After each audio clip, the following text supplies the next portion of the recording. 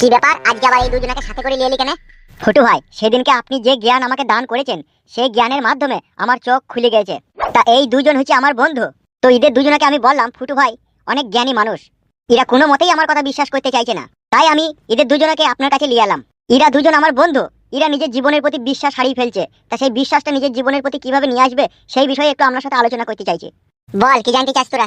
আমি জানতে চাইছি ফুটু ভাই, এটা আমার প্রথম প্রশ্ন। হ্যাঁ হ্যাঁ বল। আমি জানতে চাইছি যে পৃথিবীতে আমরা কদিন আর বাঁচবো।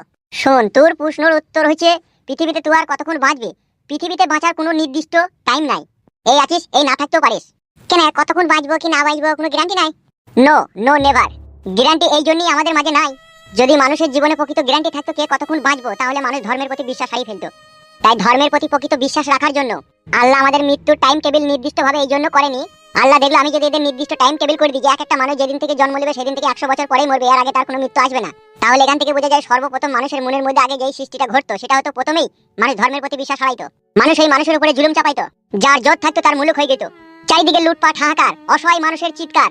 আর যখন পৃথিবীতে এই জিনিসটা ঘটতো তখন আমাদের আল্লাহ সহ্য করতে পারতেন না, তাই তার নির্দিষ্ট বিচার অনুযায়ী তাই মানুষ কে কোথায় কখন কিভাবে মরবে তাই নির্দিষ্ট বাস্তবে কোথাও উল্লেখ করেনি।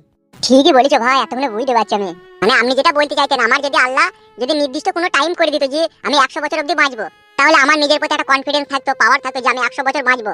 25 বছর খারাপ কাজে আমি লিপ্ত হব, 25 বছর দেশে খুন খারাপই করব, আর 25 বছর তো ছোট থেকে বড় হতে হতে কেটে যাবে 25 বছর। আর বাকি যে 25 বছরটা থাকবে সেই 25 বছর তা কাইতে কাইতে হাতে লাঠি লিলি ডুকুইতে ডুকুইতে জীবনটা শেষ হবে, তাই তো? তুই চিন্তাটা ভাবনাটাও আসলে খারাপ নয়, কিন্তু এখানে যে জিনিসটা স্পষ্টভাবে বোঝা যায় যে আজকে মৃত্যুর কোনো নির্দিষ্ট টাইম নাই বলে মানুষ মানুষের প্রতি বিশ্বাস রাখে, মানুষ ধর্মের প্রতি বিশ্বাস রাখে, মানুষ তার নিজের আত্মীয় স্বজন পাড়া প্রতিবেশীর উপরে বিশ্বাস রাখে। তার কারণ সে ভাবে যে আজকে আছে কাল নাও থাকতে পারে, যদি মরে যায় তাহলে বেঁচে থাকতে থাকতে কিছু যদি একটা ভালো কাজ করে যায় তাহলে আমারই পরকালে ভালো হবে। সেই জন্য মানুষের নির্দিষ্ট টাইম নাই বলে আজকে মানুষ ধর্মের প্রতি বিশ্বাস রেখেছে, মানুষ মানুষের প্রতি বিশ্বাস রেখেছে, চলার পথে বিশ্বাস রেখেছে, শিক্ষার প্রতি বিশ্বাস রেখেছে। মাথায় কিছু ঢুকলো? হ্যাঁ হ্যাঁ ঢুকেছে ভাই, ঢুকেছে। So very nice.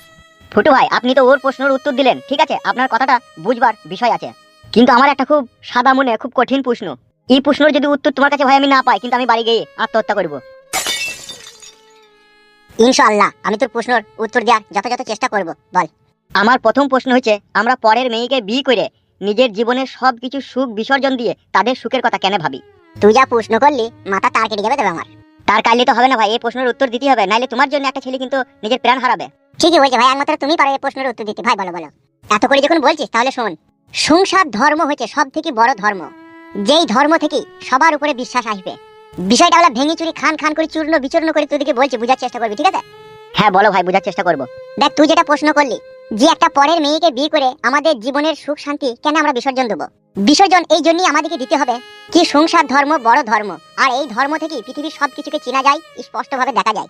তার কারণ তোকে বলছি শোন, আজকে তুই একটা পরের মেয়েকে বিয়ে করলি, সেই মেয়েটাকে নিয়ে তার সাথে একটা সুখের ঘর বাঁধার স্বপ্ন দেখলি, সেই সুখের ঘরে তোদের পুত্র সন্তান হলো কি মেয়ে সন্তান হলো। সেই মেয়ে যখন ছোট থেকে আস্তে আস্তে বড় হবে, তার প্রতি একটা ভালোবাসার সৃষ্টি হবে। সে ভালোবাসাটাই আমাদেরকে প্রমাণ করবে কি আজকে আমি আমার বইয়ের কাছে শুয়ে আমার মেয়েকে জন্ম দিলাম, সেই মেয়েকে আমি মনে প্রাণে ভালোবাসলাম, তার প্রতি যে আমার ভালোবাসা তার কোনো কুল কিনারা নেই। পৃথিবীর সমস্ত ভালোবাসায় যেন আমি তাকে দিয়ে মানুষ করতে চাই। তাই আজকে আমি আমার মেয়েকে জন্ম দিলাম, তার প্রতি যে আমার কতটা ভালোবাসা তার আমি নিজেই প্রমাণ পেলাম। ঠিক সেই রকম ভাবে যিনি সৃষ্টি কুলের রব, তার ইশারা ব্যতীত গাছের একটা পাতাও নড়ে না, তিনি আমাদের সৃষ্টি করেছেন। তাই তার ভালোবাসাটাও আমাদের প্রতি এক অনন্তহীন আর গভীর ভালোবাসা, যে ভালোবাসার কোনো কুল কিনারা নেই। তাই সংসার ধর্ম যে মানুষ করেছে, ভয় ভালোবাসা সৃষ্টিকর্তা বলে একজন রয়েছে, তার মনের মধ্যে এই বিশ্বাস জন্ম নিয়েছে। আর যে মানুষ সংসার করেনি কো, সে ভালোবাসা কি জিনিস দুনিয়াতে বুঝবে না, এক প্রকার কাফেরও বলা যায় সে ব্যক্তিকে। তাই সেই জন্য বলছি, তোর প্রশ্নের এটাই উত্তর এসে দাঁড়াইছে, তুই আজ পরের মেয়েকে বিয়ে করে তুই আজ হ্যাপি লাকি, তোর মতো সৎ চরিত্রবান মানুষ আর নাই। সত্যি ভাই, এত বড় একটা জ্ঞানের কথা শোনাবার লেগে আমার ইচ্ছে হচ্ছে এখন আপনার পা ধুয়ে আমি পানি খাই। দূর বড়া, পা ধুয়ে পানি খেতে হবে না। আজকে মানুষের মনের মধ্যে শিক্ষার অভাব বলেই মানুষ আজকে লাঞ্ছিত বঞ্চিত বিবেচিত, ঘর হারানো, মানুষ হারানো, পিতা হারানো, ভাই বন্ধু হারানো, সমাজ হারানো একজন মানুষ, যার মধ্যে শিক্ষার কোনো আলো নেই, কোরআনের কোনো আলো নেই, তার তো জীবন অন্ধকারে ঢাকবেই। সত্যি ভাই, আজকে আপনার এই জ্ঞান আমার চোখ খুলে দিল। আমি আজ থেকে নিজের বউ ছেলেকে আরো বেশি করে ভালোবাসতে লাগবো। যত আমার আত্মীয় স্বজন পাড়া প্রতিবেশী রয়েছে সকলকে আমি মন থেকে ভালোবাসার চেষ্টা করব। ভালো তো অবশ্যই বাঁচতে হবে, তার কারণ ভালোবাসা দিয়ে দুনিয়ার সবকিছু পাওয়া যায়। ভাইজান, আপনার যে জ্ঞান বুদ্ধি, এই জ্ঞানের কথা শুনে আমাদের তিনজনের বিবেকের দরজা খুলে গেল। আল্লাহ আপনাকে আরো সঠিক বুঝদান দেখ। আর কি তোদের কারো প্রশ্ন আছে? না ভাই, আমি বুঝে লিছি, আমার আর কোনো প্রশ্ন নাই। বেশ ঠিক আছে, নিজের মতো করে চলার চেষ্টা কর দুনিয়াতে যতদিন বেঁচে আছিস। কিন্তু একটা কথা মনে রাখবি, সৃষ্টিকর্তা কিন্তু আমাদের সবাইকে সৃষ্টি করেছে। তাই আমরা মানুষ হয়ে মানুষের প্রতি কেউ কারোর উপর জুলুম চাপাবো না। যে যতটা পারবো সবাইকে সবকিছু জিনিস দিয়ে সাহায্য করে নিজের বুকের মধ্যে আঁকড়ে রাখার চেষ্টা করব। এতে আমাদের আল্লাহ খুশি হবে। কোনো ধর্মের মানুষকেই খারাপ চোখে দেখবি না, তার কারণ সেও আল্লাহ সৃষ্টি। মাথায় কি যেতে ঢুকলো রে, না মাথায় চটি করে মাইতে হবে মনে হয়েছে? সব ঢুকেছে ভাই, সব ঢুকেছে। আপনি যে জ্ঞানের কথা বলেছেন সব বেরেনে আমাদের ঢুকে গেছে। কি বলবো, আপনি অতুলনীয়, আপনার কোনো তুলনা নেই। ঠিক আছে, ভালো থাকিস আর আমার লেগে একটু দোয়া করিস। ঠিক আছে ভাইজান, ঠিক আছে।